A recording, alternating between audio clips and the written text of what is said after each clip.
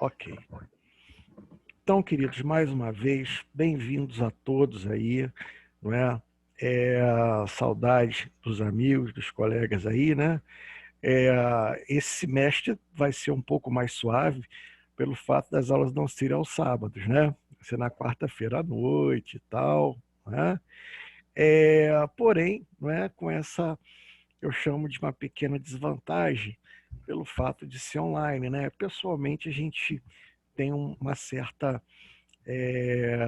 existe um diferencial, aula presencial, né?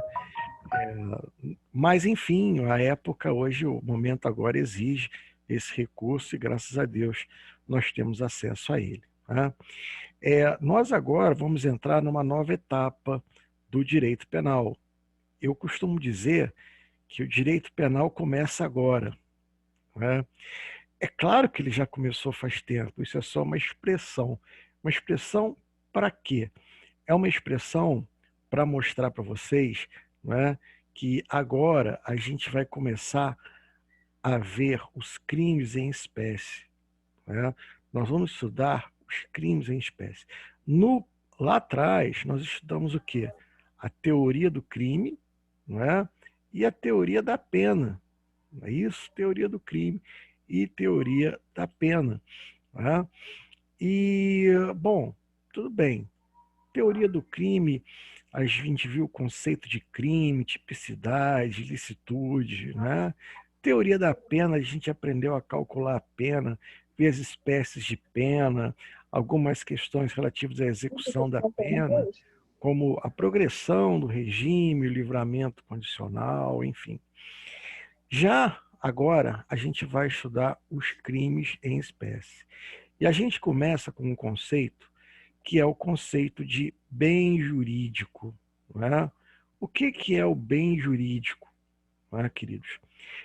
O bem jurídico é aquele bem da vida, né? Aquele bem que é protegido pelo direito penal.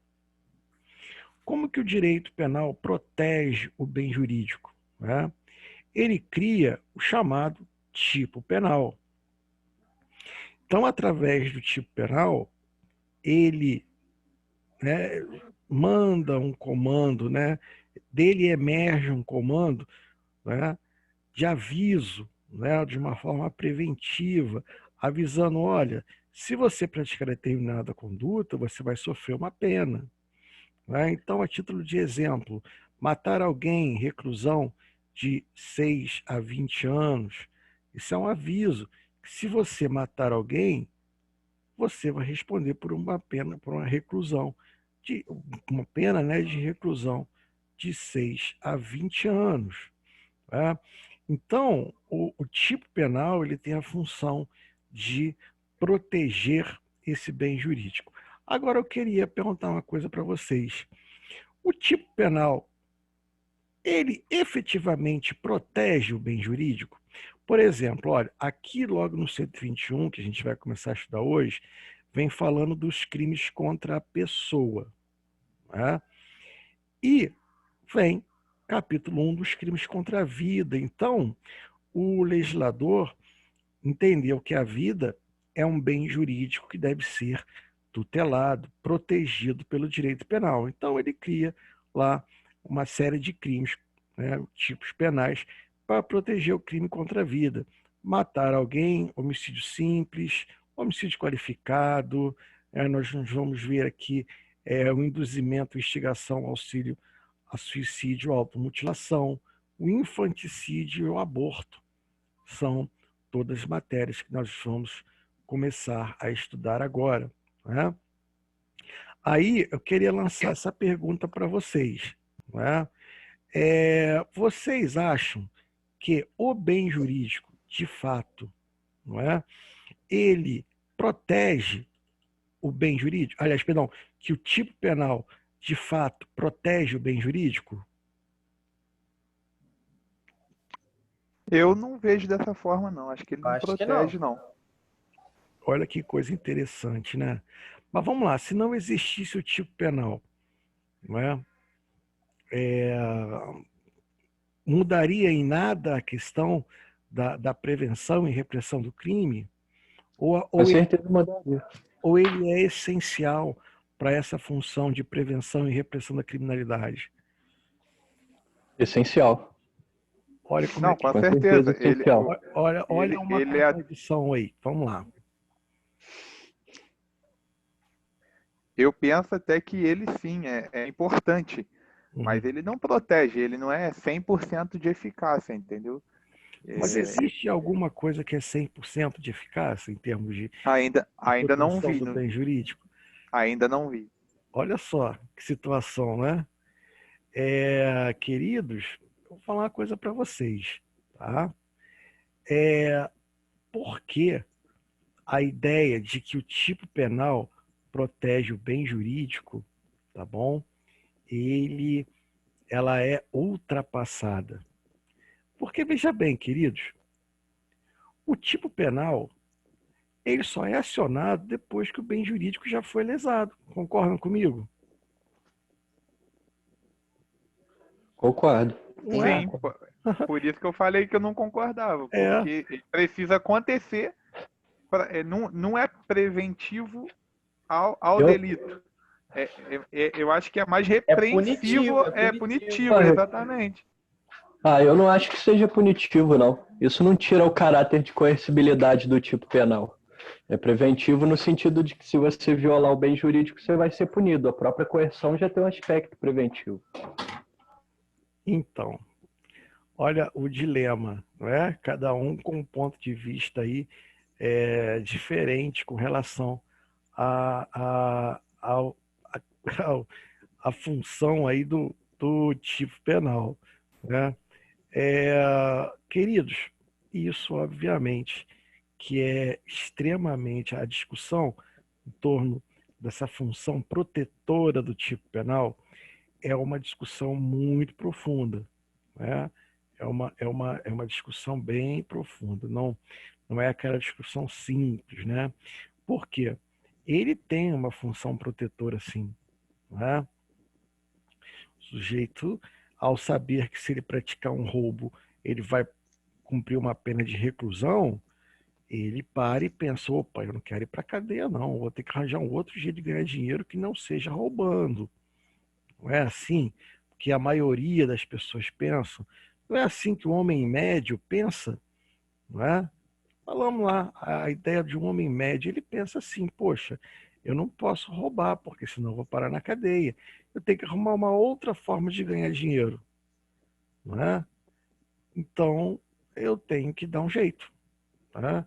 Eu vou ter que vender churrasquinho, eu vou engraxar sapato, enfim, né? Então, ele tem sim uma função protetora, né? Porém, essa função ela é bastante controvertida a partir do momento que toda vez que você chama o tipo penal da esfera abstrata para o caso concreto, significa que o bem jurídico já foi lesionado, né? Então, a gente fica aquela discussão, né? A proteção do bem jurídico é a lei ou são os órgãos de segurança pública, né? Mas, enfim, o legislador trabalhou trabalhou e trabalha com a ideia de proteção do bem jurídico através da figura do tipo penal, né? Então, o tipo penal ele existe para proteger o bem jurídico. É a forma que o direito tem de proteger o bem jurídico, não é? É claro que você tem os órgãos de segurança pública que pertencem ao Poder Executivo, que são encarregados, né, de manter a segurança, de proteger as pessoas, de garantir, né, a ordem, né? Mas a forma que o direito penal tem de proteger só resta a ele através do império da lei. Não é? Ao que cabe ao direito fazer, ele faz por meio do tipo penal. Tá bom? E exatamente o tipo penal que é a figura que a gente que nós vamos dedicar a ela durante toda essa caminhada, né? Vocês estão vendo aqui Vocês estão vendo aqui a tela que está sendo compartilhada é a tela do Código Penal? Isso, professor. Isso, né? Então, olha só aqui, né? Se você parar para ver aqui, né? Homicídio simples, homicídio qualificado e os crimes contra a vida. Depois nós temos, os crimes contra a vida, nós temos aqui, ó, lesões corporais, né? Ou seja, até aqui o direito penal protegeu qual bem jurídico? Vida. Através do que? Homicídio, feminicídio, participação no suicídio, infanticídio e aborto. Depois vem as lesões corporais, né? Que é o segundo bem jurídico mais importante. Depois de vida, a integridade física. Né? E depois, aqueles crimes de perigo, né, que geram perigo à saúde ou à vida das pessoas. E aí, logo depois, vem a honra. Olha só, hein? Vejam que a gente começa numa ordem decrescente, escolhida pelo legislador. Qual foi o critério que eles utilizaram aqui? O critério foi um critério de política criminal. Né? E por ser um critério de política criminal, né, a gente tem que entender que o legislador ele optou por pegar aqueles bens jurídicos mais relevantes, né? Obviamente que o direito penal nós vimos que ele não protege todos os bens jurídicos, somente os bens jurídicos mais relevantes, e ele faz no Código Penal uma espécie de ordem decrescente, do mais importante para aquele que não é tão, não tem aquela força, né, toda, né, de importância, né? Isso também é muito discutido, mas enfim, primeiro começa protegendo a pessoa através do quê? Através da vida, integridade física, honra, né, calúnia, injúria, difamação, depois liberdade, através dos crimes de quê? Constrangimento legal, ameaça, sequestro, cárcere privado, redução à condição análoga de escravo, tráfico de pessoas, não é? Depois ele começa a proteger o domicílio, não é? Local onde nós residimos, não é? Depois, inviolabilidade de correspondência, segredos. Depois vem o patrimônio. E aí vem furto, furto qualificado, roubo, extorsão, extorsão mediante sequestro, dano, apropriação indébita, estelionato. Aqui vem uma parte muito relevante do Código Penal para concurso, para tudo, os crimes contra o patrimônio. Não é? Depois, nós temos aqui também crimes contra a organização do trabalho. Não é? Então, olha só, crimes contra a dignidade sexual são extremamente importantes. Não é? Depois nós temos aí o pudor público, a família sendo protegida, não é? O estado de filiação, assistência familiar, não é? Os crimes que envolvem perigo para a sociedade, não é? Crimes de incolumidade pública. Aqui a gente vai ter envenenamento de água potável, incêndio, não é? Depois crimes contra a saúde pública, não é? Crimes contra a paz pública, né? Aqui tem a associação criminosa, organização criminosa, milícia, né? Incitação ao crime. Né? Depois nós temos, né, os crimes contra a fé pública, que são os crimes de falsidade, né, que vão envolver aí a falsidade material, falsidade documental. Né? Depois dos crimes que envolvem falsidade, nós vamos ter os crimes contra a administração pública. Né? E o Código Penal termina com os crimes contra a administração da justiça. Tá bom? Essa é a nossa matéria desse segundo semestre. Vocês estão vendo o tamanho da matéria? Mas eu quero dizer a vocês o seguinte, veja bem. Nós vamos estudar aqui aqueles aspectos mais relevantes. Nós vamos estudar os principais crimes. aqueles que são abordados a todo tempo e a todo instante nos concursos públicos, né? Nos exames da OAB, né? Que a gente vai conviver com muito mais intensidade na nossa prática jurídica, quem pretende ser advogado criminal, né? Então, o que a gente vai fazer? Em vez de termos uma visão, né, superficial, eu diria até que pueril, de todo o Código Penal, o que eu vou fazer para vocês é dar uma visão aprofundada, tá bom? De aspectos dos crimes mais relevantes. Então, por exemplo, nos crimes contra a vida, nós vamos nos aprofundar bastante. Os crimes contra o patrimônio, nós vamos nos aprofundar bastante. Tá? Crimes contra a administração pública, vamos nos aprofundar. São crimes que lesões corporais, tá? Crimes contra a honra, são crimes que passam dos nossos olhos a todo instante. Então, eu vou optar por aprofundar nos crimes mais relevantes. Aqueles crimes menos relevantes, a gente vai fazer comentários mais, eu diria, menos complexos, menos aprofundados, mais a título de conhecimento, né? E alguns itens do Código Penal nós não vamos adentrar. Por exemplo, crimes contra a ordem do trabalho, que é uma questão específica, não cai na maioria dos concursos. Propriedade intelectual, que mais? Que não tem sido cobrado muito. Crime contra a inviolabilidade dos segredos. Queridos, isso é uma grande perda de tempo nós ficarmos atendendo com relação a isso. Porém, eu vou dar ferramentas para vocês conseguirem analisar e fazer um estudo de todo e qualquer crime. É como se eu desse para você uma chave mestra, tá?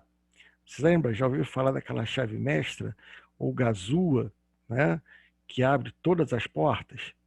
Então, com o meu trabalho aqui, eu vou passar para vocês, né, as ferramentas necessárias para vocês desenvolverem um estudo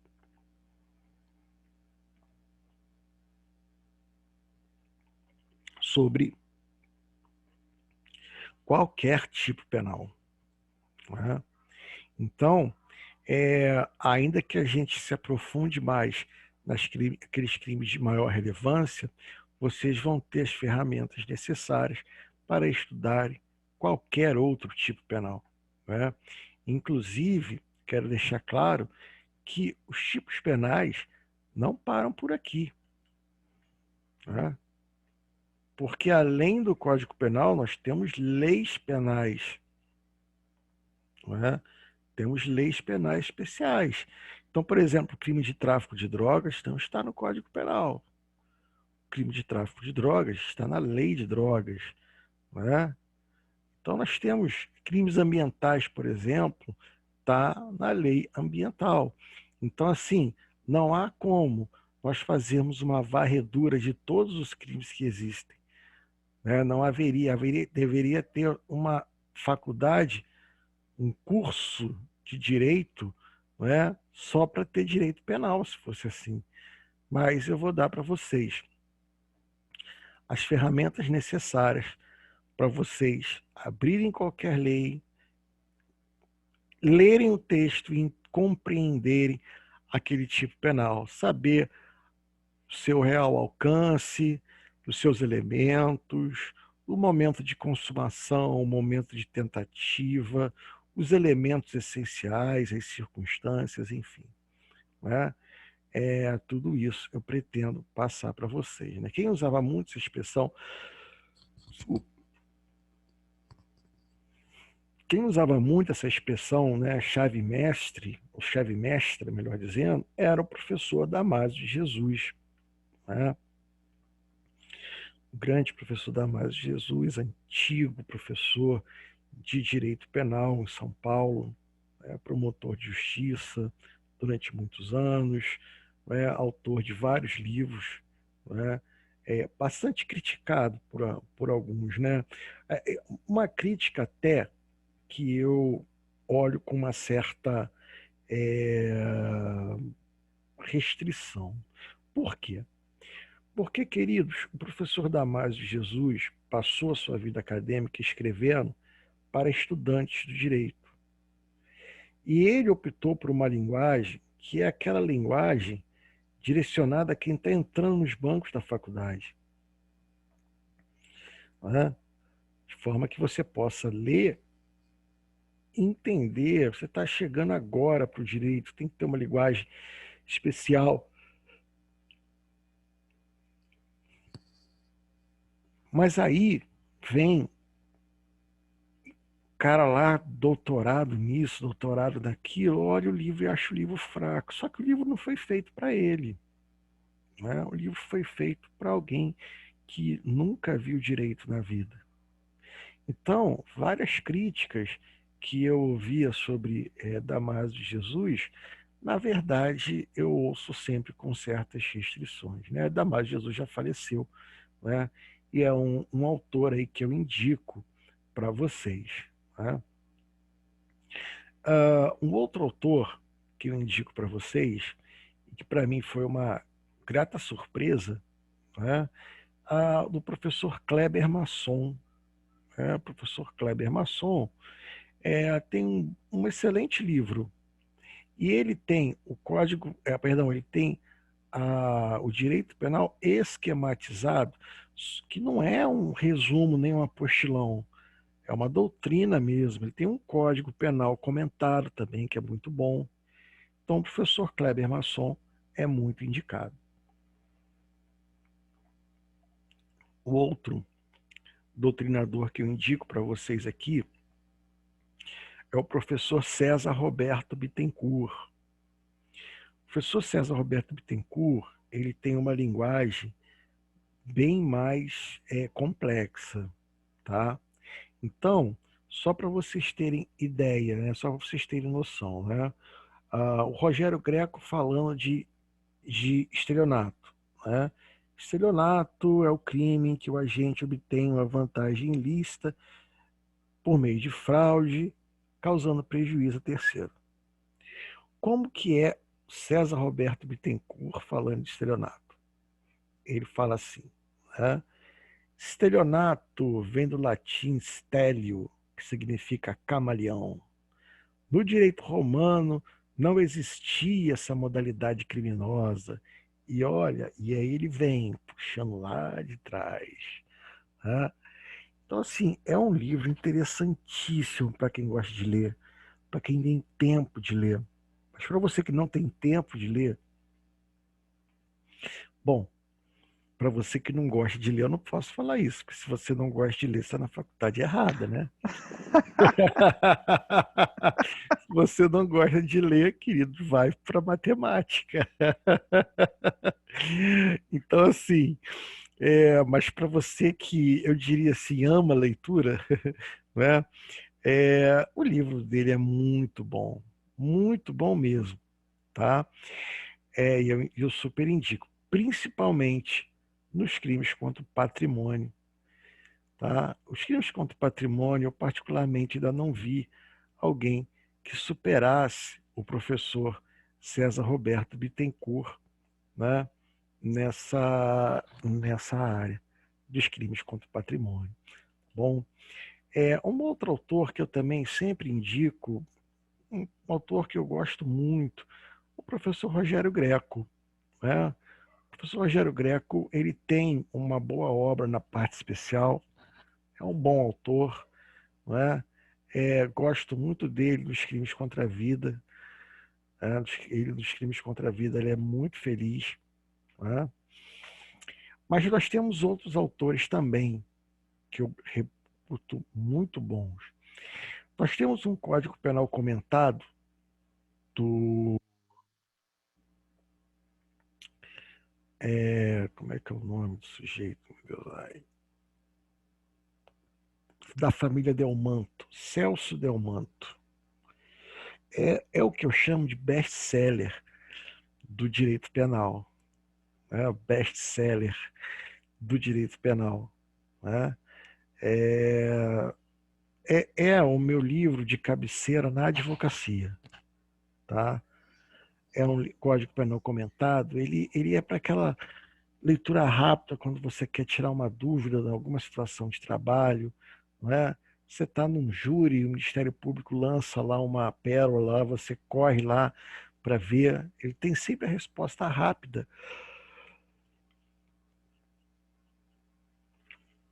para aquele ponto relevante. Né? Eu estou um pouco cansado hoje, queridos, que ontem eu fiz um júri em Angra dos Reis. Fiz um júri em Angra dos Reis. O júri começou 1 da tarde, foi terminar 11 da noite. Eu saí de lá bem cansado. E hoje eu não tive tempo. Eu dormi lá, mas saí cedo, vim para Valença.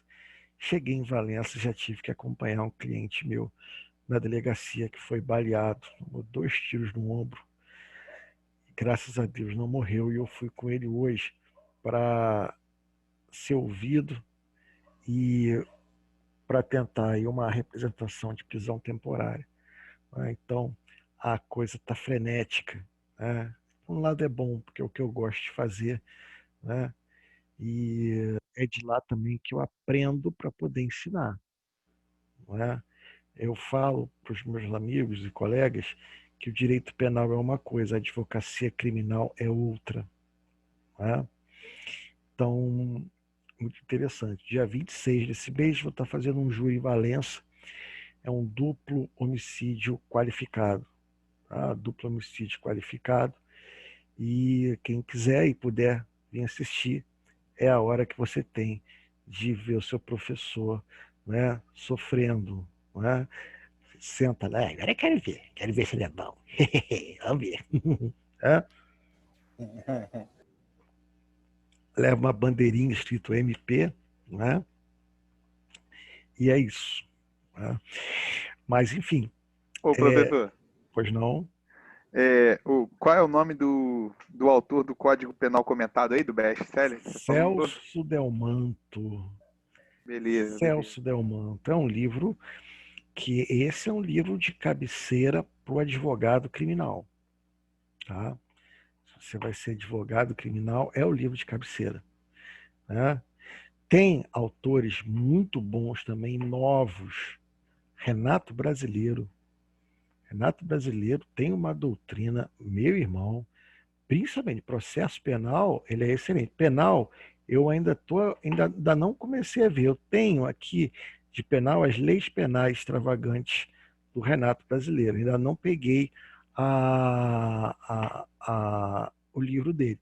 Eu estou terminando de fazer a leitura do Dutti, né, que a editora mandou para mim, para eu ler, né, e dar um parecer. Normalmente a gente fala alguma coisa da obra. O professor Guilherme Souza Nutti, o livro dele também é muito bom. Muito bom. Ricardo, tem algum livro aí que é ruim? Tem muito. É o que mais tem. Só que eu não vou ficar aqui marretando o trabalho de ninguém. Eu vou simplesmente indicar para vocês quem são os bons autores. E aqueles autores que eu recomendo vocês comprarem. Não é?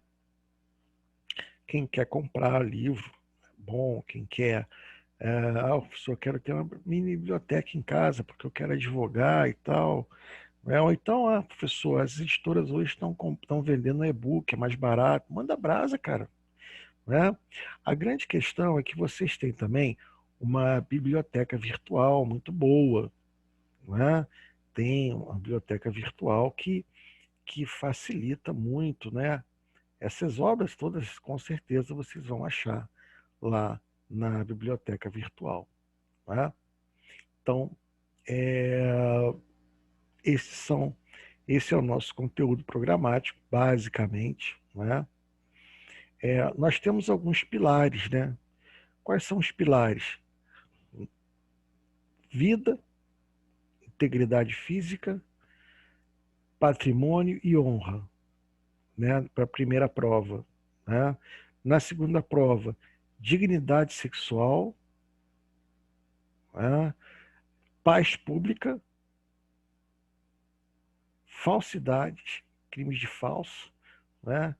Fé pública, no caso, e crimes contra a administração pública. Então, basicamente, nós temos 4 itens para a primeira VD, 4 itens para a segunda. A VD não, perdão, a avaliação, né? E depois 4 itens para a segunda avaliação, né? E, enfim, né?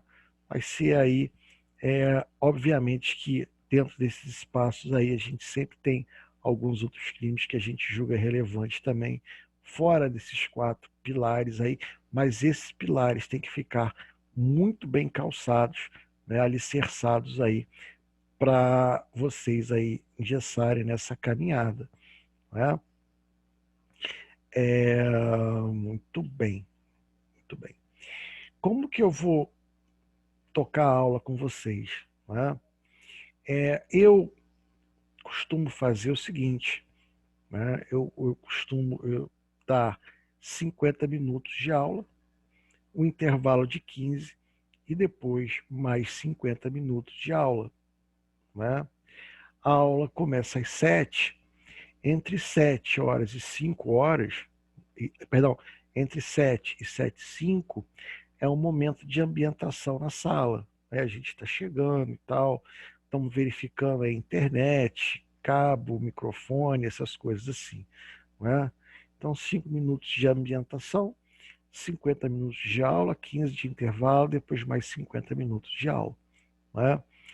É mais ou menos assim que vocês têm feito com outros professores?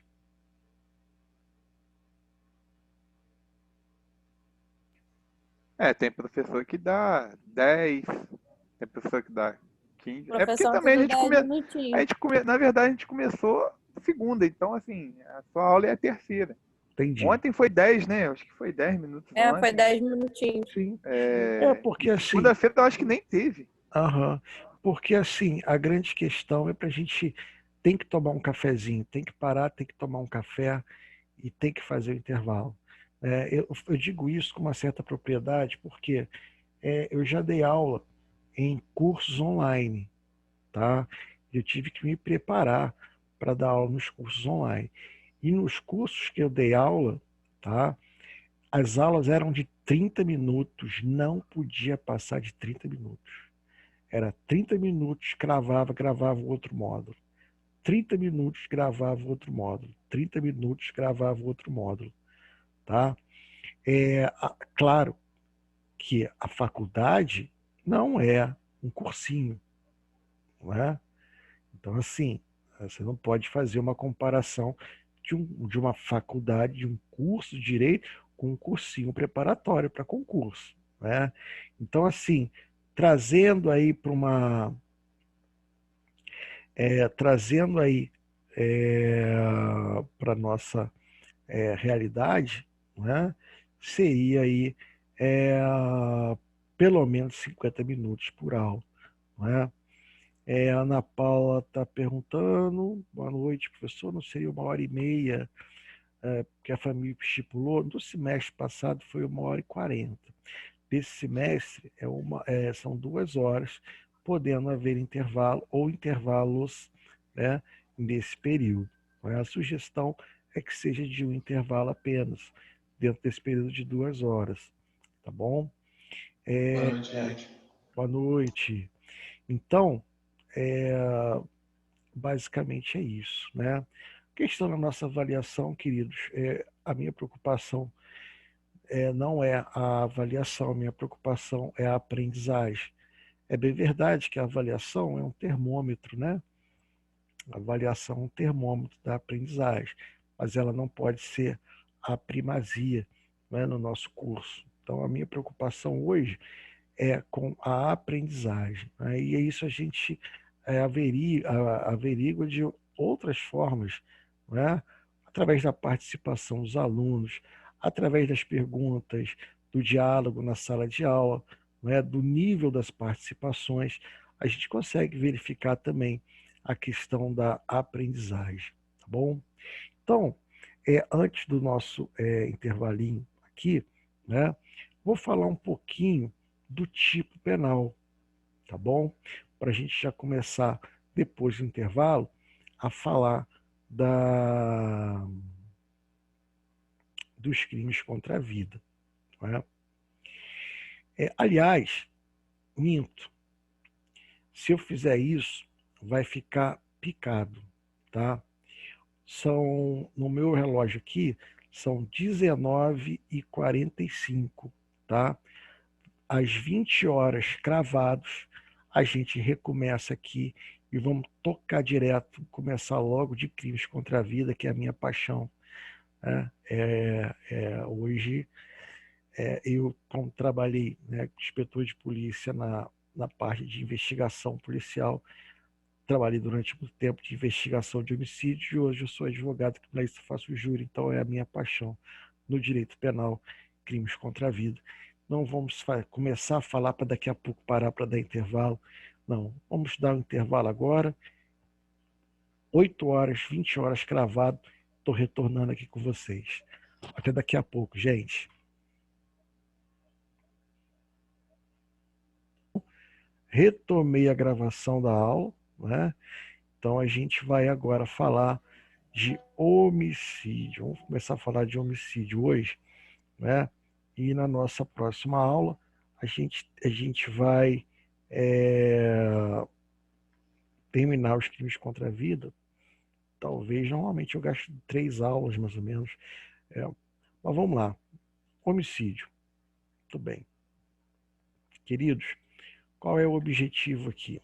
Compreender a importância da proteção penal do bem jurídico vida, conhecer os elementos dos crimes contra a vida dispostos no Código Penal, compreender as diversas etapas de proteção penal da vida, de forma a diferenciar, no caso concreto, os tipos penais e seu respectivo tratamento penal, construir um raciocínio jurídico de forma a resolver casos concretos que envolvam crimes contra a vida. Nós vamos começar a falar então do homicídio. Queridos, o homicídio, né, ele vem logo aí encabeçando, né, os crimes contra a vida.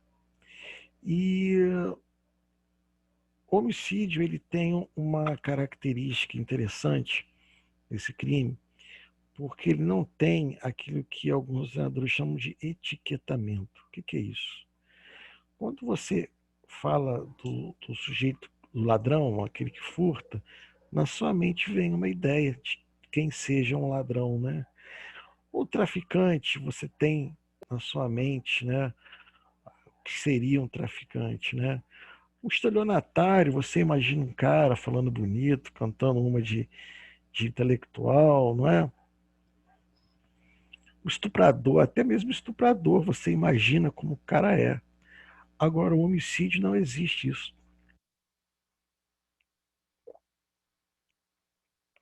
Aqui está um crime que qualquer pessoa pode praticar.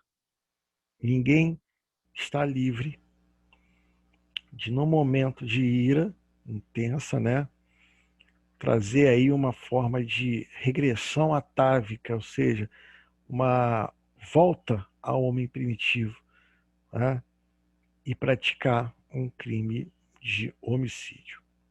Né? O crime de homicídio ele começa no 121, né, com o verbo matar alguém. Reclusão 6 a 20 anos.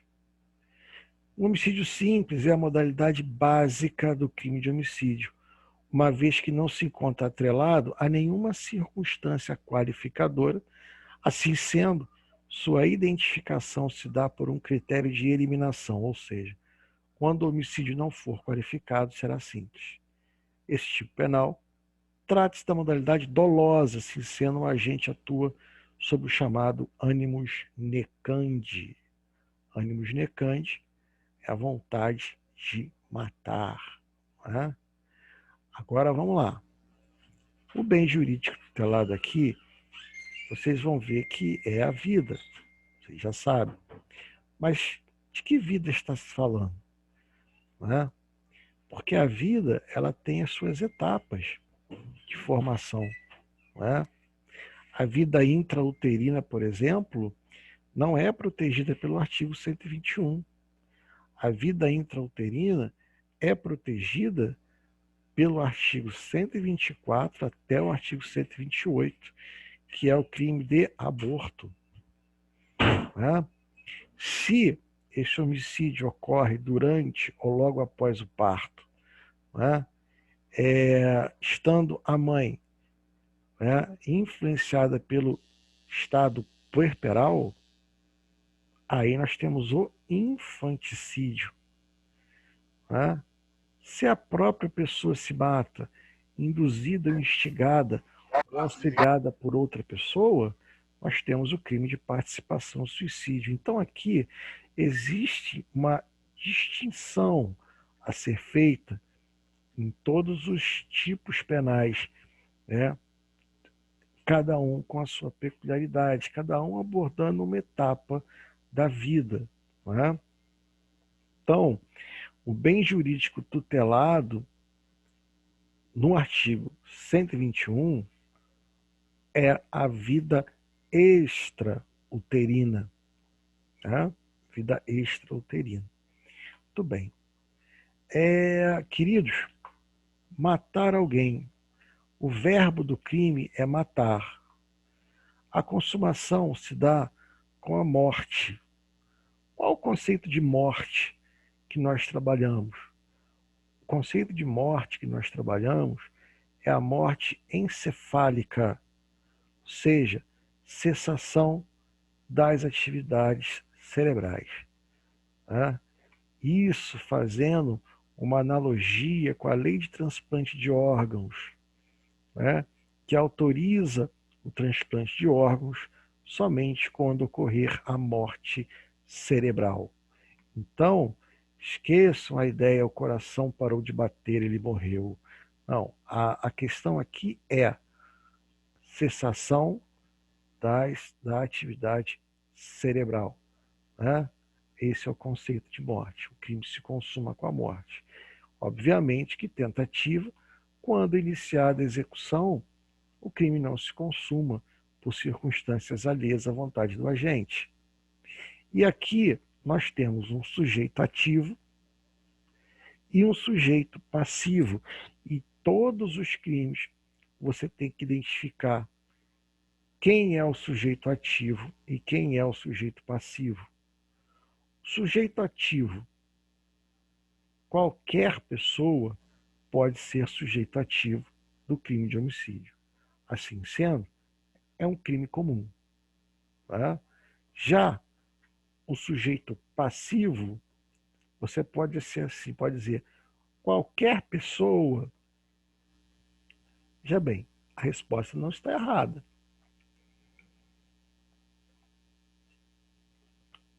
Mas podia ser um pouco mais técnica.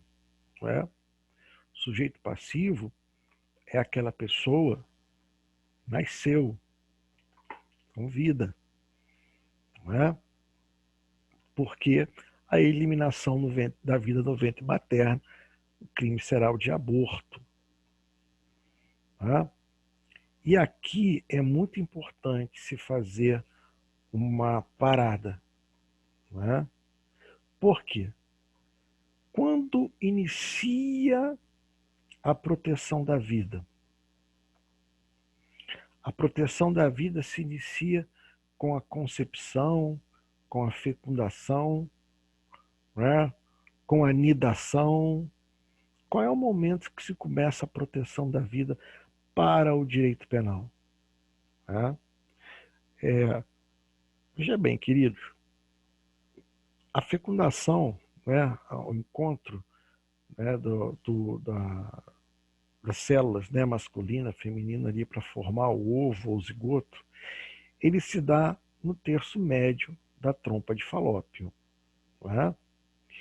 Só que ali você pode dizer que já existe uma vida. Tudo bem. O problema é que essa vida não se desenvolve ali. Ali não tem uma vida viável. A gravidez ectópica ou tubária é de alto risco de vida para a gestante. Então, se não houve anidação, que é justamente a passagem desse ovo ou zigoto para o útero,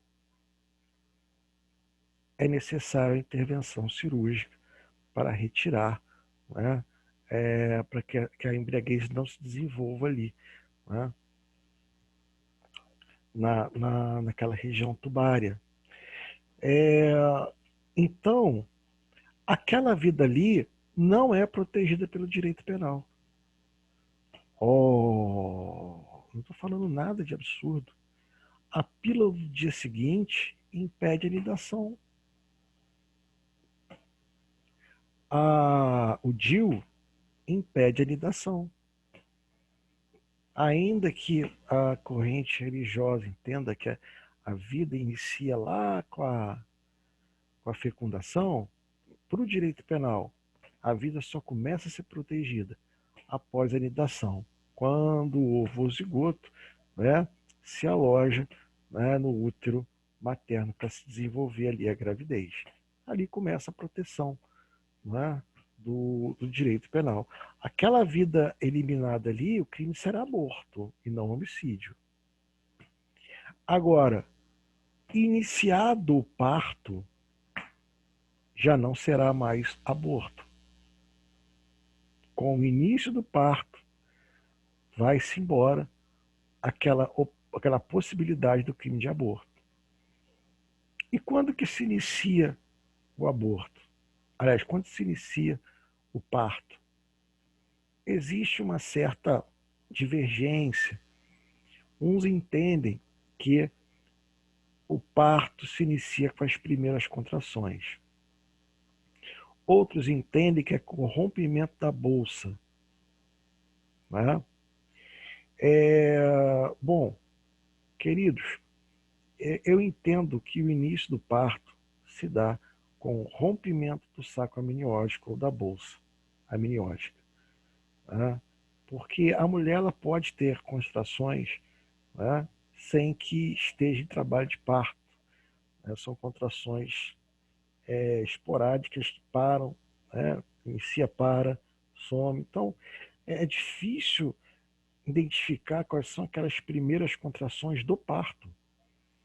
Não é? As mamães da sala aí podem me corrigir se eu estiver falando alguma coisa errada. Não é? Então, assim, eu entendo que a maior precisão está com aqueles que dizem que o início do parto se dá com o rompimento do saco amniótico ou com o rompimento da bolsa amniótica. Né? Rompeu-se a bolsa, o saco amniótico, a eliminação da vida dali para frente já não será aborto. Será infanticídio se for a própria mãe, porque lá no 123 vocês vão ver que matar o próprio filho, né, durante ou logo após o parto, influenciado pelo estado puerperal, será infanticídio. Mas se for por um estranho, será homicídio. Homicídio. Ricardo, mas é possível se falar então em homicídio com a eliminação da vida ainda do ventre materno? Olha, o professor de medicina legal, Roberto Blanco, ele entende que essa possibilidade é bem possível. Se rompeu a bolsa, mas a vida não foi, não houve ali o parto, né? E se naquele momento alguém, um terceiro, que não seja a mãe, porque aí seria infanticídio, mas um terceiro, Matar seria homicídio, tecnicamente homicídio. Mas essa possibilidade ela é tão remota, tão pobre em termos de jurisprudência, pobre em termos de doutrina, que passa despercebido. Não é? É muito difícil você ver uma situação dessa. Na grande maioria das vezes, você tem o aborto mesmo, né? Ou então a mãe, a própria mãe, que mata o filho durante ou logo após o parto, que responderá, então, portanto, pelo crime de infanticídio. Tá? Muito bem. Aí, queridos, é importante que se diga, né? O homicídio, então, é a eliminação da vida extrauterina, né? Com o nascimento, você já pode verificar a questão do crime, né? De homicídio. Tá bom? Muito bem. Seguindo aqui o próximo. Então, Professor, Oi. boa noite, Leandro aqui. Boa noite, Leandro. Só uma questão, por exemplo, eu sou do Rio, então assim, eu lembro de um fato que aconteceu lá, uma época, que teve um rapaz que ele estava com uma arma, ele atirou para cima e um dos tiros acertou a barriga de uma grávida e matou o feto. E eu depois eu tive até uma curiosidade de seguir esse caso, eu vi que dentro da defesa, no caso do rapaz que atirou, ele estava argumentando que ele não entendia que a concepção, que a vida se dava na concepção, ela se dava após o parto. O que sei lá, a justiça segue de que forma? Eu acho que na verdade, segue da forma com que eu falei até agora. Né? O problema é que não existe o crime de aborto culposo.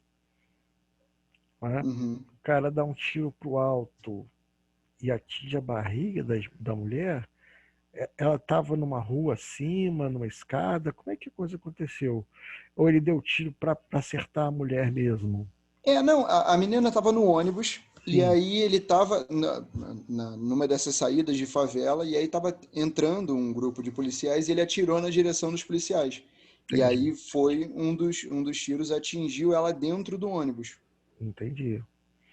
Olha, existem várias teses defensivas que podem ser utilizadas aí. Bom, nós temos, primeiro, quem atira na direção de um ônibus tem pelo menos um dolo eventual de homicídio. Não é? Só que o fato de atingir uma mulher grávida foge à previsibilidade. Né? Então, assim, eu entendo que trabalhar aí um aborto seria bem complicado. Aí você teria um homicídio com dolo eventual, né?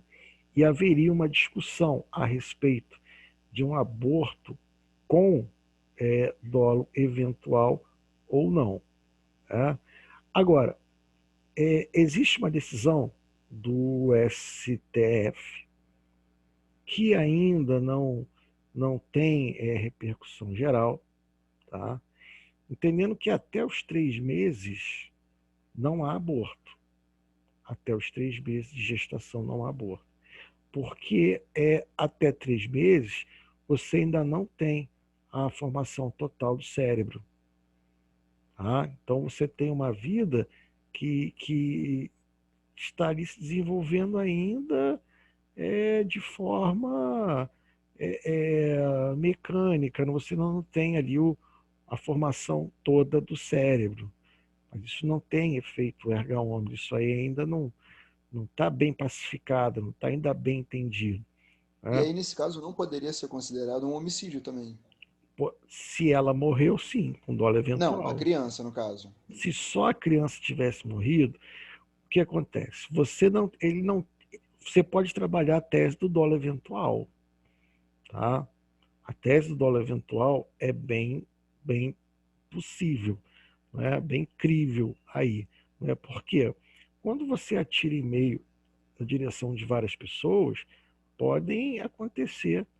Ele aceita o resultado, né? Ele aceita o resultado. Ele tanto está assumindo o resultado, né? Se vai matar alguém, se vai praticar um aborto, não, enfim, né? Culposo não seria. Primeiro, porque não existe a previsão da culpa. Segundo, porque não existe a previsibilidade que é necessária para o aborto. Haveria sim uma discussão em termos se poderia trabalhar o dolo eventual nesse caso ou não, tá? Agora, com relação à vida, o início da vida, se ele defendeu que a vida, a tese de defesa, né, a vida, para o direito penal, ela não começa da concepção, ela começa na nidação. Mas existe essa decisão do STF, que até 3 meses, né, por não ter a formação cerebral completa ainda, o aborto não seria crime nesse caso. Né? Então, assim, você veja que o caso é bastante complexo. Né? Como não existe até mesmo, você pode até se perguntar assim, Ricardo, não existe o aborto culposo. Então vamos imaginar que eu estou andando de bicicleta, não é? Estou olhando para o lado, não estou vendo o que está acontecendo e bato de frente com uma senhora, não é? Grávida, e ela perde o filho. Não é? Não tem tipo penal para isso. Né? Não tem tipo penal para isso. Então o fato é atípico? Não. Você, nesse caso aí, coloca esse caso aí no crime de lesão corporal.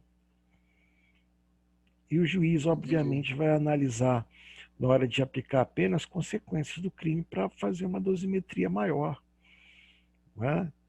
Então, olha só que situação ainda mais complicada ainda, né? Pegando um exemplo simples, está andando de bicicleta, bate na mulher grávida, ela cai. Não morre, perde a criança, perde o filho, né, melhor dizendo. Tem tipo penal. Então, assim, Entendi. eu entendo que essa tese defensiva, se foi espelhada em cima dessa decisão do STF, pode ter alguma relevância, né? Em torno dessa ideia de que até os 3 meses não haveria aborto, porque não haveria formação do cérebro, né, que é o que comanda a vida. Né? Fora essa situação, eu não vejo aí uma linha de defesa. Aí ficaria a questão, ele responderia por lesão corporal com dolo eventual. Né? Seria essa linha de defesa mais interessante para ele aí. Não, show Tá? de bola. Valeu. Tá bom? Show de Valeu, bola. obrigado. Nada. Então, seguindo aqui, a gente vai falar agora de um homicídio que a gente chama de homicídio privilegiado. Por que privilegiado? Porque ele traz uma causa de diminuição de pena. Aqui, o que acontece aqui é que a reprovação do crime é muito menor. Então, o legislador, por uma questão de política criminal, quis dar um tratamento mais brando. Né? Então, nós temos lá o parágrafo 1º que diz assim: se o agente comete o crime, ou seja, o homicídio, impelido por motivo de relevante valor social ou moral, ou sob domínio de violenta emoção, logo em seguida da injusta provocação da vítima, o juiz pode reduzir a pena de 1/6 a 1/3. Então vamos ver aqui que aparecem 3 causas de diminuição por homicídio. Primeiro, se o agente comete o crime impelido por motivo de relevante valor social. O que seria um relevante valor social? Relevante valor social é um fator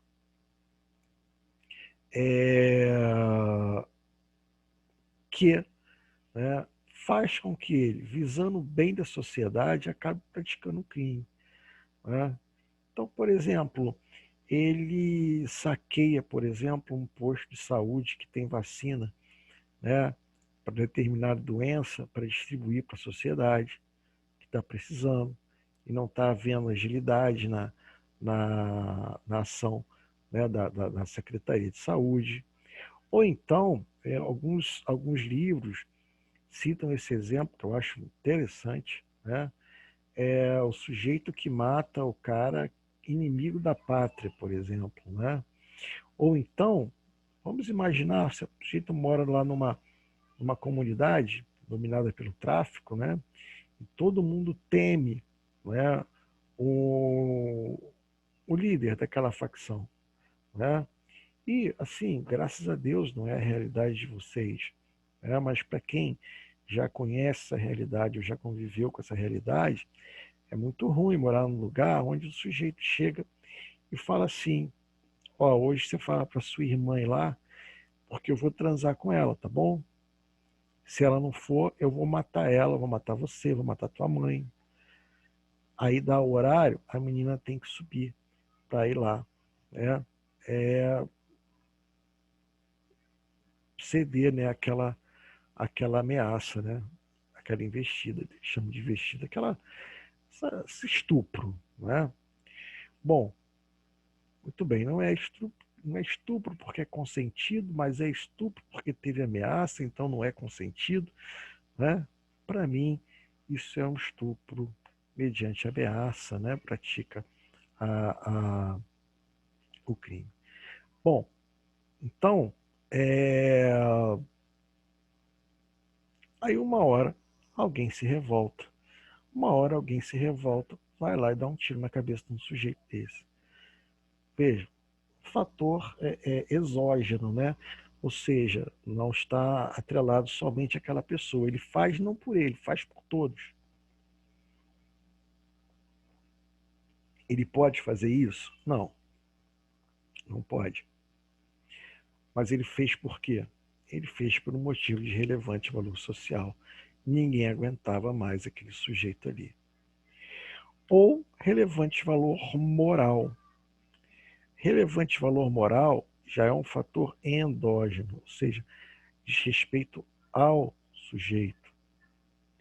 E aí eu queria perguntar para vocês, essa imagem que está aí no slide, isso lembra o que para vocês?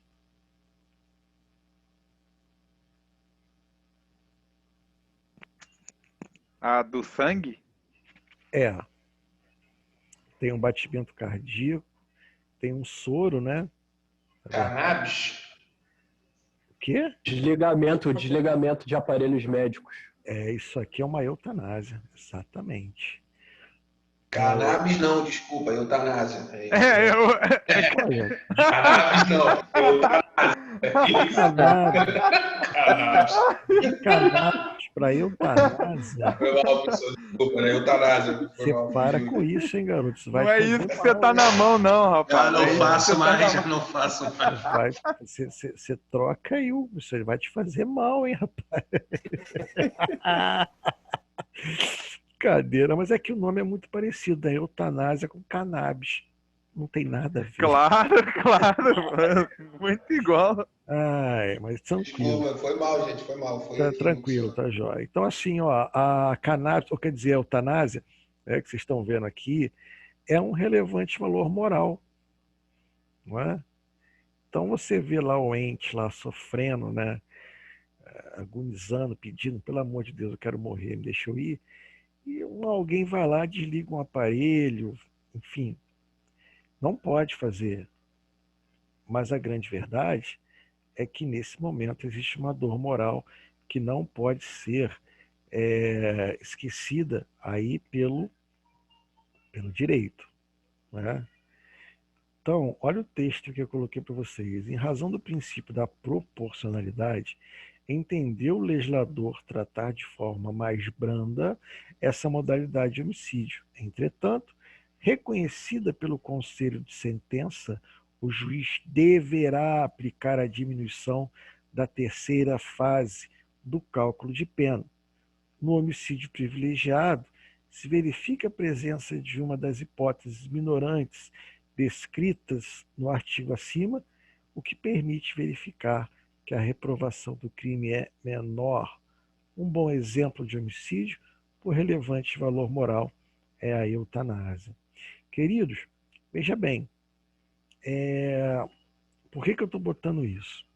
Que eu botei esse texto? Porque se você olhar aqui o parágrafo 1º, diz assim, ó, se o agente comete o crime impelido por motivo de relevante valor social ou moral ou sob domínio de violenta emoção, logo em seguida de justificação da vítima, o juiz pode, olha a expressão que ele coloca aqui, ó, vou até botar em vermelhinho para vocês, ó. O juiz pode reduzir a pena de 1/6 a 1/3. E aí, o que acontece? Você acha que o juiz tem uma faculdade, pode, fica a critério dele. Não é nada disso. Não é nada disso por quê? Porque, queridos, quem decide essa minorante não é o juiz, são os jurados no tribunal do júri. Então, se a defesa do tribunal do júri sustentar a tese do relevante valor moral ou do relevante valor social e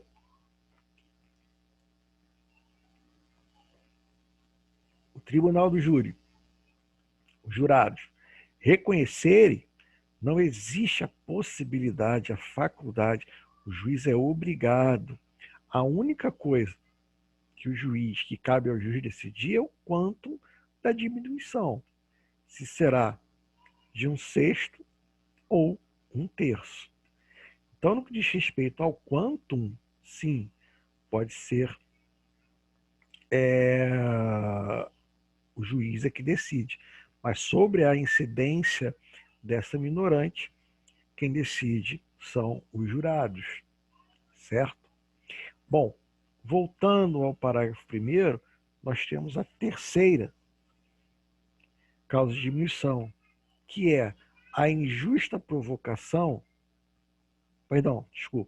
cá atrás, domínio de violência e emoção, domínio, só um minutinho, desculpa. Vamos analisar passo a passo aqui, olha, vou marcar aqui com vocês. Primeiro ele fala domínio. Queridos, domínio não é influência. Domínio, a pessoa não tem controle. Não é qualquer emoção, é violenta emoção. Não é qualquer emoção, é violenta. É aquela emoção arrebatadora que tira do sujeito completamente a sua autodeterminação. Logo em seguida, queridos, logo em seguida é ato contínuo. Relação de imediatidade. Tá? Logo em seguida o quê? Injusta provocação da vítima. Ou seja, não é a provocação justa, é a provocação injusta. Ricardo, mas como é que seria uma provocação justa? O sujeito vira para o outro e fala assim, eu vou te processar.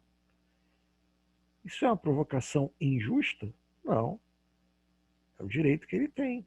Entrar com processo contra quem ele acha que deve. Não é? Agora, então, o que seria um domínio de violenta emoção? Logo em seguida, a injusta provocação da vítima. Queridos, vamos lá. O sujeito tem um apelido que ele não gosta.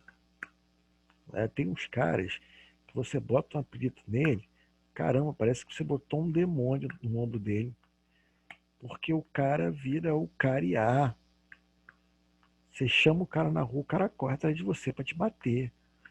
Não é?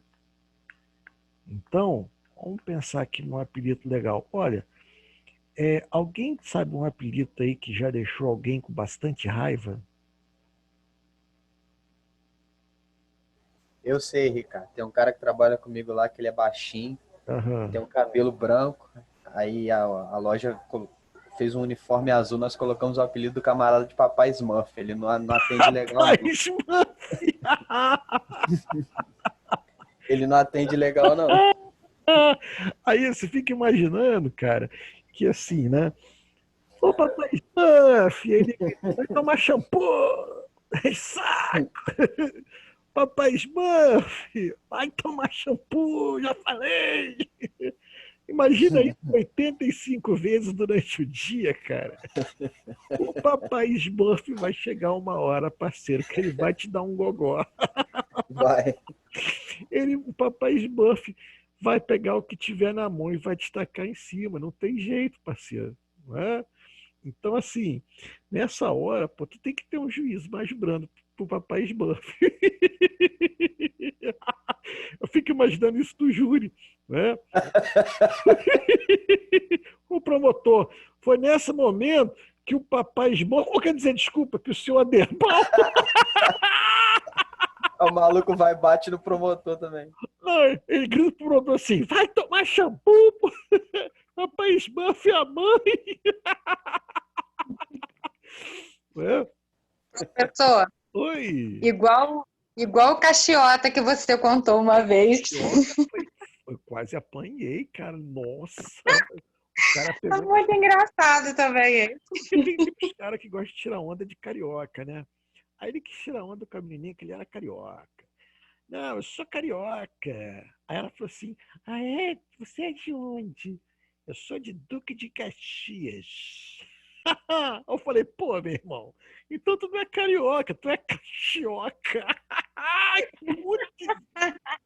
Rapaz, ele me mandou tomar shampoo 87 vezes, cara. Minha mãe, tadinha, ficou com a orelha esquerda vermelha e nem sabe por quê. Só que aí o que acontece? Aí a galera pegou, né? E aí começou em fila, efeito cascata. Né? E aí, meu irmão, o nego chamava e o cara pirava, o cara não gostava. Né? E aí, imagina, tu sabe disso, e aí tu começa, pô, vai chegar uma hora que o cara não vai aguentar. Não é? Vai chegar uma hora que você não vai aguentar. Então, isso aqui é uma coisa bem interessante, né?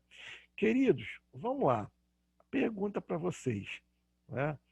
O marido chega em casa mais cedo e encontra o Ricardão. Né? O Ricardão. E o Ricardão diz para ele, calma, não é nada disso que você está pensando. Eu posso explicar tudo. Né? E o sujeito vai e mata o Ricardão. A gente pode colocar nessa parte aqui domínio de violenta emoção, logo em seguida injusta provocação da vítima? Não. Não, porque não foi injusta a provocação. Ele ia explicar o que estava acontecendo. Ah, você é muito... A explicação sua foi muito relevante. Não deu nem tempo dele explicar, né? Olha só, queridos, quem vai decidir isso são os jurados, tá? Então, assim, não existe você chegar aqui e falar assim, não é, ou falar é. Quem decide são os jurados. Se os jurados entenderem que é, o juiz vai ter que aplicar essa causa de diminuição de pena. Não é? Se os jurados entenderem que não é, não vai entender que não. Então vai depender do número de cornos que vão compor o conselho de sentença. Essa é a verdade, não tem jeito, cara, não tem jeito. Né? Então, vai depender disso lá. Então, eu quero só deixar claro para vocês que os crimes contra a vida, essa tipificação depende de quem está no conselho de sentença que vai julgar. Querem ver uma coisa interessante? Olha aqui, ó, para vocês terem noção. Olha o que eu botei aqui. Homicídio qualificado. O homicídio qualificado, qual é a diferença dele? O homicídio qualificado é pena de 12 a 30 anos. Tá bom? E eu coloquei aqui, tá bom? Eu coloquei aqui uma imagem, né? E diz lá, olha, se o homicídio é cometido, 2, por motivo fútil. E eu coloquei aqui uma mulher acorrentando um homem. né? E eu pergunto assim, ó, o ciúme pode ser considerado motivo fútil? Depende muito, né? Eu acho. É uma variável. E aí, será que o ciúme é considerado motivo fútil? Tenho até medo de botar essas imagens e depois o pessoal falar que eu sou machista. Acho que algumas circunstâncias não. Vamos lá. Da mesma forma que o Cachioca e o Papai Smurf não são, o ciúme também não é. É emocional, Peraí, né? mas peraí. O Cachioca e o Papai Smurf é diferente. O Cachioca e o Papai Smurf, o que acontece? Os caras provocaram o sujeito até o cara ficar dominado por violenta emoção. Aí você diminui a pena dele. Aqui é o contrário. Aqui, ó, é homicídio qualificado por motivo fútil. Ou seja, uma discussão de futebol. Ah, o Flamengo é melhor do que o Vasco. Ah, não, o Vasco é melhor que o Flamengo. Não é? Nunca será. Não, sim, o cara, eu acho legal o vascaíno, ele fala, o melhor do Rio, tem 17 pontos, está na frente dos carioca, melhor do Rio. Nunca serão, Não, nunca serão. Aí eu penso o seguinte, vamos lá, o Flamengo ele é o atual campeão brasileiro, o atual campeão da Libertadores, o atual campeão carioca, o atual campeão da Supercopa, o atual campeão da Recopa. Mas Não tem nem discussão de quem é melhor. Mas o melhor do Rio é o Vasco, porque ele tem 17 pontos. Eu queria entender essa matemática vascaína. Mas, enfim. Eu só falo com times que tem Mundial. Com quem não tem Mundial, eu não falo. Faz você... Pô, maior falta de respeito isso aí, hein, gente? Vamos botar o respeito em primeiro lugar aí, em segundo Vasco. Valeu. É legal, segundo Vasco. Mas olha só aqui, queridos. Vamos lá. Ciúme é motivo fútil? Será que o ciúme é um motivo fútil para matar alguém? Eu acho que depende. Se foi provocado ou não, né? Olha só, queridos. Uma vez eu conversando com uma presa, eu assim, sabe quando você vê uma menina que sem perfil criminológico nenhum, né? Olha, ela estava no... Né? Se eu já contei, eu não quero ser repetitivo não, me avisa aí. Né? Mas eu perguntei para ela, falei, menina, por que você tá presa aí? Eu matei meu namorado. Você matou seu namorado? Matei. Mas como? Eu estava com uma garrafa de Coca-Cola na mão, eu quebrei e enfiei o gargalo no pescoço dele, rasguei a jugular dele. Falei, caramba, mas por que você fez isso? Porque ele olhou para outra mulher. Mas ele só olhou, ele só olhou para outra mulher. E eu não gostei, eu matei ele. Aí eu falei assim, e você tá arrependida? Ela falou assim, não, tô doida para sair daqui de novo e matar. Porque matar dá uma sensação de poder que você nem imagina. Quando ela acabou de falar isso, eu já estava fazendo a volta fora da carceragem, entrando no carro, saindo dali. Porra, cara, eu falei, cara, você é o demônio. Assim, na minha cabeça, você é o demônio, cara, não é? Então, assim, nesse caso, é motivo fútil para matar alguém? Sim. Sim, né? Sim. Agora, vamos lá. Vamos imaginar a seguinte situação. Tá? Vamos imaginar a seguinte situação. Voltando para cá, no parágrafo primeiro. Vamos imaginar que o sujeito sabe que a namorada dele é extremamente ciumenta. Aí leva ela numa festa. Aí aquele dia ele tá de carundu com ela, e aí ele fala assim, vou provocar ela, eu sei que ela é ciumenta, vai ser agora. Aí aparece a ex dele.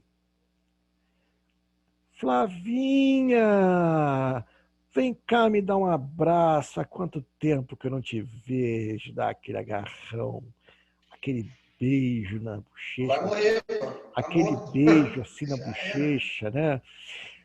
Que saudade de você, sinto tanta falta de você, por onde tem andado, aparece, vai lá me visitar.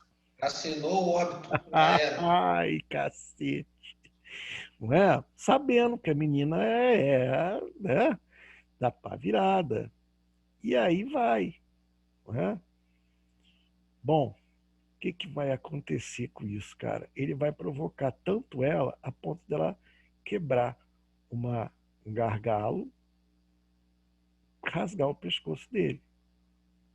Agora vamos lá. Olhando aqui, olha, o parágrafo primeiro. Será que nesse caso o ciúme já não pode virar para um domínio de violenta emoção logo em seguida a injusta provocação da vítima? Ah, poder pode, mas acho muito irrazoável, né?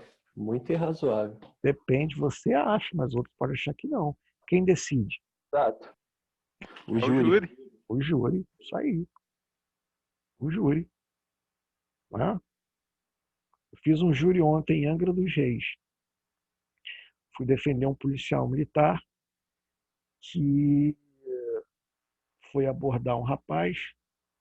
O rapaz, ele reagiu à abordagem, tentou segurar a arma do policial para tirar a arma do policial da mão dele. Nisso que meteu a mão e puxou a arma, disparou. Entrou na cabeça, o tiro pegou na cabeça do garoto. Né? Eu sei que vocês querem saber o resultado, né? Foi absolvição 4-2. Tá? Júri bem apertado. Mas quem decide é o jurado. Né? O Ministério Público tinha uma filmagem que mostrava um momento em que o policial ia fazer a abordagem e ele volta, mas não tinha a filmagem do momento da abordagem, só filmava o policial indo e voltando, mas não filmava como que a coisa funcionou. Né? E o que a promotora alegou foi o seguinte, olha, não foi um tiro a curta distância porque ele não estava com a roupa suja de sangue. Se fosse um tiro no rosto a curta distância, teria que ter uma pingo de sangue, pelo menos, na camisa dele. E não tinha. Então é óbvio que esse tiro foi a longa distância. Isso aí foi um assassinato. Não foi foi um homicídio, não foi um acidente, uma fatalidade, não. Né? Muito bem. Aí vem eu na defesa, né? Eu digo o seguinte: olha,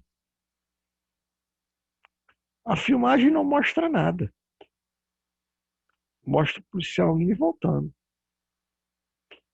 O tiro entrou no nariz e a bala ficou alojada no crânio, na abóbada superior craniana. Ou seja, o tiro foi de baixo para cima. Como é que um tiro a longa distância entra de baixo para cima? E mais. E mais. Né? Tem um detalhe aqui que é o seguinte: o tiro a longa distância, o projétil ele pega estabilidade e atravessa o crânio. Agora, o tiro a curta distância, o disparo não pega estabilidade e não atravessa um crânio. Foi exatamente o que aconteceu. Não houve a transfixão craniana aqui, justamente porque o tiro foi a curta distância. Agora, se vocês querem condenar um policial militar a 30 anos porque a camisa dele não tinha sangue, aí fica a critério de Vossas Excelências. Porque a única coisa que o Ministério Público diz é isso: quer condenar o policial militar porque ele não estava com a camisa suja de sangue. Se vocês acham isso argumento suficiente para botar um policial militar na cadeia, é um direito de vocês. Aí vocês escolhem o tipo de sociedade que vocês querem.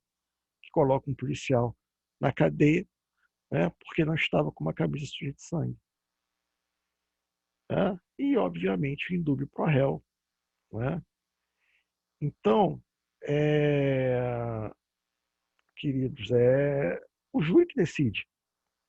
O júri fala o seguinte: não, a promotora está certa. Se fosse tipo, mas a bala subiu e desceu. Mas é porque essa bala aí é a bala Dundum australiana, não é? Faixa preta quinto dan de jiu-jitsu, elaborada pelo dinamarquês Tonhão, né? E ela faz esse movimento mesmo, ferrou, meu irmão, já é. Você vai fazer o quê? Você vai recorrer, né? E o recurso no tribunal do júri não é grande coisa não, viu? Porque nem o tribunal pode mudar a decisão dos jurados. O máximo que pode acontecer ali é uma nulidade, alguma coisa assim, né? Então fiz questão de contar isso para vocês entenderem. Estamos falando aqui de crime doloso contra a vida que é julgado no Tribunal Popular.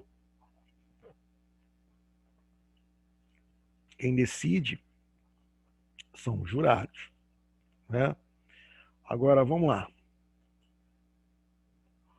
Preste atenção. O homicídio qualificado, parágrafo 2º. Se o homicídio é cometido, 1.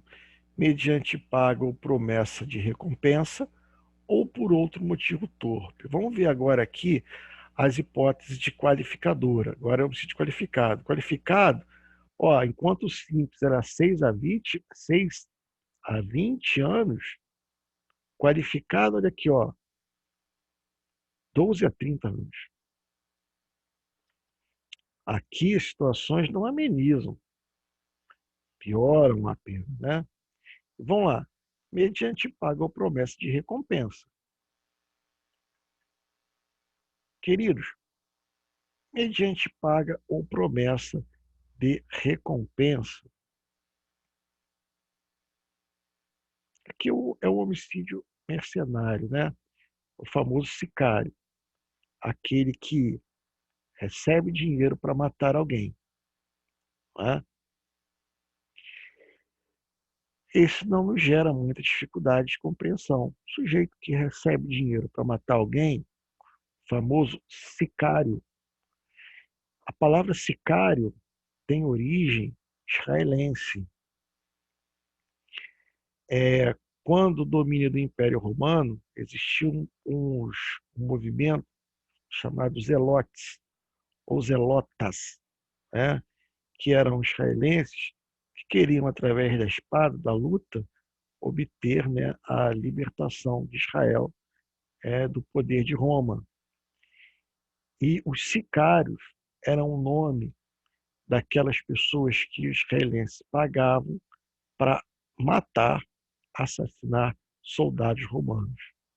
Então, esses eram os sicários, eram matadores contratados para matar soldados romanos. Ganhavam dinheiro para matar. Daí vem a expressão sicário ou homicídio mercenário, aquele que recebe, o cara que recebe dinheiro para matar alguém, ele não dá valor nenhum à vida humana, né? Daí, teve uma época que no Rio de Janeiro o tráfico colocou 5 mil reais como recompensa para a morte de cada policial. O cara matava um policial, ganhava 5 mil reais. Tá? Então, assim, esse que recebe dinheiro para matar alguém, ele pratica o quê? O homicídio qualificado.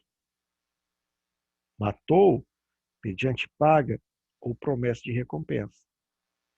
Agora, vamos imaginar o seguinte: um pai paga um sicário para matar o estuprador da filha, o sujeito que estuprou a filha dele. O pai vai responder por homicídio qualificado, mediante paga ou promessa de recompensa? O que vocês acham? Não, quem responde é quem aceitou o pagamento, não é? Sim. E o homicídio do pai? Vai ser como? O mandante. O pai, no caso, ele seria um coator, né? Não, o mandante. Mandante seria o partícipe, né? Isso, exatamente. O idealizador, no caso, ele foi o idealizador. Mas responde por homicídio, porque quem de qualquer Sim. forma concorre para o Sim. crime. Agora, eu quero saber se o pai responde por homicídio qualificado ou não. Acho que não. Acho não, ele não responde por Por homicídio quê? qualificado. Porque existe um... Eu não vou saber falar isso em termos jurídicos Aqui, ó. muito bem especificados, Aqui, ó. mas Aqui, ó. raciocínio Aqui, ó. Relevante valor o quê? moral. Moral. O cara por relevante valor moral. A dor moral dele. Então, mas aí aí me surge uma dúvida, desculpa te interromper, cara. Esse parágrafo primeiro, ele não tem que ser cumprido, no caso, integralmente, esse tipo penal? Não é tipo valor social ou moral, mas tem que ser logo em seguida São injusta três. provocação? Não. Cada um é uma hipótese? Cada um é uma de per si. Exatamente. Pode beleza. pode ter até somente o relevante valor social, ou somente o relevante valor moral, ou o domínio de violenta emoção. Agora, nada impede que tenha dois. Né? O pai, por exemplo, que surpreende o sujeito, né? Fazendo alguma coisa dessa com a filha, vai e mata. Pode ter os dois. Né? Então, Mas aí seria o efeito privilegiado do o pai? efeito vai ser o mesmo. Diminui a pena. Não vai fazer diferença. Agora, eu quero saber o seguinte: o pai que mandou matar o estuprador da filha responde por relevante valor o quê? Moral. Já o sicário, o que recebeu o dinheiro, responde pela primeira parte aqui, ó, mediante paga Qualificado. ou promessa de recompensa, qualificado. Exatamente. Né? Aí nós temos aqui também a segunda parte, ou por outro motivo torpe. Queridos, motivo torpe. Existem duas explicações na jurisprudência. Podemos verificar na jurisprudência duas explicações sobre o motivo torpe, como qualificadora do crime de homicídio. Perdão. Uma delas se refere no caso onde se verifica uma depravação de espírito por parte do agente. Depravação de espírito. Os senhores se lembram daquele caso daquela atriz da Globo, Daniela Pérez e Guilherme de Pádua? Já ouviram falar esse caso? Que o cara matou ela porque virou estrela, não é? Exatamente. Acho até que vocês poderiam dar uma pesquisada nesse caso ao longo da semana para a gente debater um pouco ele na aula que vem aqui. Né? Porque... Por obséquio eu vi uma matéria disso daí não tem 15 dias. Olha só que interessante. Sobre isso. Eu lembro. Esse crime foi um caso paradigmático. Por que paradigmático? Porque o que acontece, queridos? Na redação original da Lei dos Crimes Hediondos, o homicídio qualificado não aparecia como crime hediondo. Crime hediondo homicídio só era crime hediondo naquela redação original se o sujeito praticasse o crime, né? Por meio de grupo de extermínio. Ou seja, se fosse aí a chacina, né? Grupo de extermínio, aí seria qualificado. Perdão, aí seria hediondo. E aí o que acontece? O hediondo, na época, você tinha que cumprir 2/3 da pena para ter o livramento condicional. Né? Aí o que acontece, cara? Quando esse sujeito, esse animal, matou aquela menina, a atriz da Globo, né? Ele foi condenado a 9 anos. 9 não, perdão, 12 anos. Foi 12, agora eu não estou lembrando. Só que por não ser, na época, considerado crime hediondo, ele cumpriu 1/3 só da pena. Eu não lembro bem qual era a pena dele. Mas vamos lá, se fosse 12 anos, ele ficaria só 4 anos. Veja bem, queridos, ele matou uma menina que tinha uma vida inteira pela frente. Estaria vivo até hoje, fazendo sucesso, trabalhando. Você não vê a Cristiane, inveja, né? você vê a Cristiane Torlone, não é? Então, assim, eu era criança, a Cristiane Torlone já era velha, né? E ela está aí ainda hoje, bonitona, né? Então, assim, ele tirou a vida de uma pessoa inteira, praticamente. Ia ficar 4 anos só depois de ter o livramento condicional. Olha que absurdo. Isso gerou uma revolta, uma manifestação muito grande. Era uma atriz da Globo, muito querida, não é? E aí o legislador correu, mudou a lei dos crimes hediondos e incluiu também como hediondo o homicídio qualificado. Por isso, foi um caso paradigmático. Mas eu tenho um certo constrangimento de falar isso. Eu me sinto envergonhado de falar isso.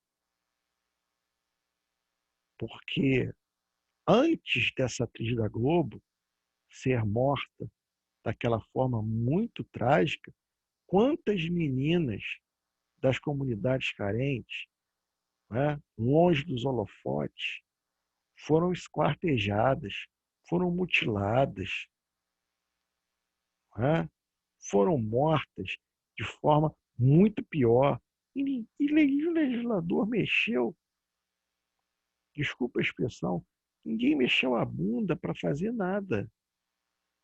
Mas quando morre uma atriz da Globo, não é? Vamos mudar a lei. Poxa, né? Que país é esse, cara? Né? Que país mais ridículo, não é? Que país mais ridículo. Né? Então, enfim,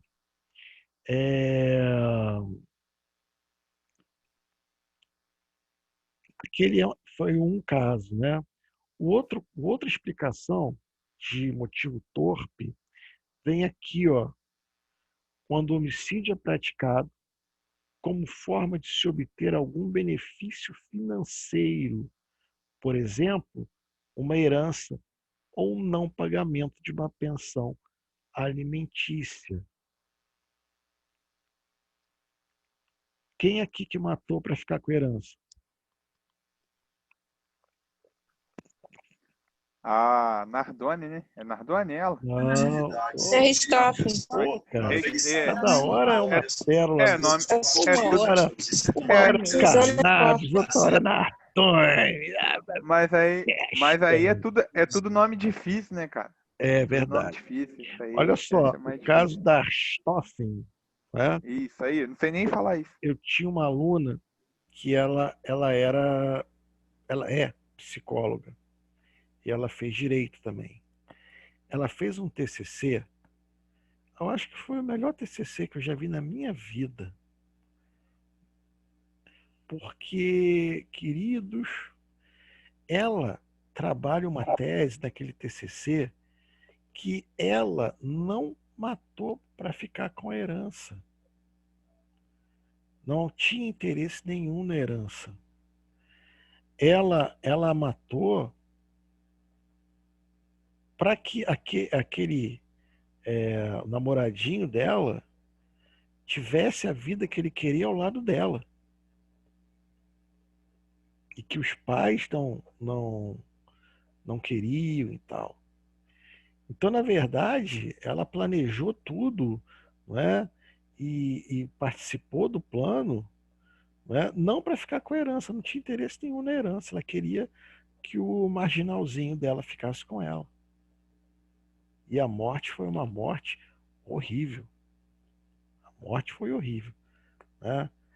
Então, assim, vejam, independente disso, existe uma torpeza nesse coraçãozinho, não é? Inclusive ela pegou aquela saidinha, né, de Dia das Mães, né? Foi visitar a mamãe no cemitério, né? Clássico, né? Clássico.